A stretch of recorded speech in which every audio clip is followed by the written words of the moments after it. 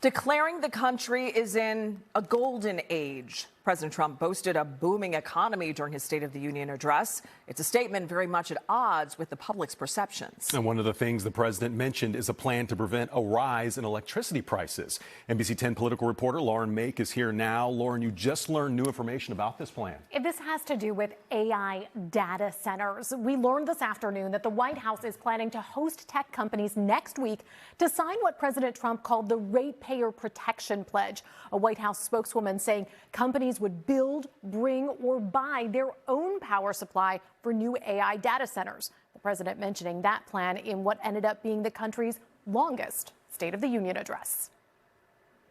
Where Mr. President was standing, I was actually up in the left-hand corner, up in the gallery, right near where the First Lady was sitting. Sarah Arndt, a Carbon County teacher, describing her view of the State of the Union, an event most of us only see on TV. It was a wonderful, wonderful experience. She was a guest of Republican Congressman Ryan McKenzie for the speech. The roaring economy is roaring like never before. We talked the morning after. Do you agree with his assessment of where the economy is right now?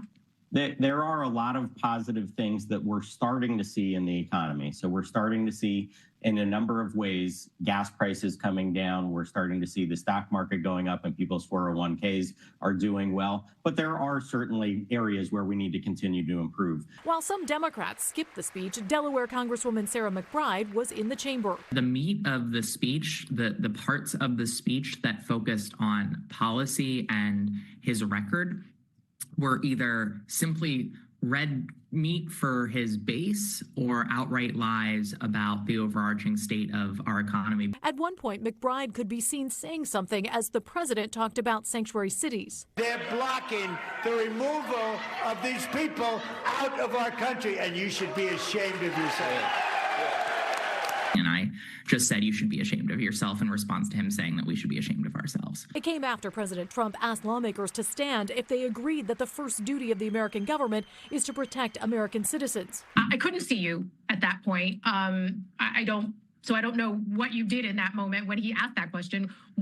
What did you do in that moment? Did you stand? Did you remain seated? I think the American people understand that it was a political gotcha moment.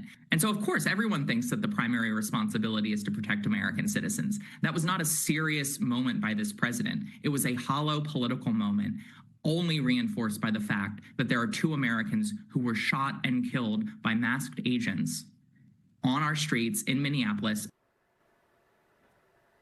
President Trump last night also proposed a plan where workers who don't get 401k matching funds from their employers could get $1,000 in 401k match from the federal government. I reached out to the White House today with questions about how that would work and if legislation would be needed, but I haven't heard back yet on that issue. Jacqueline.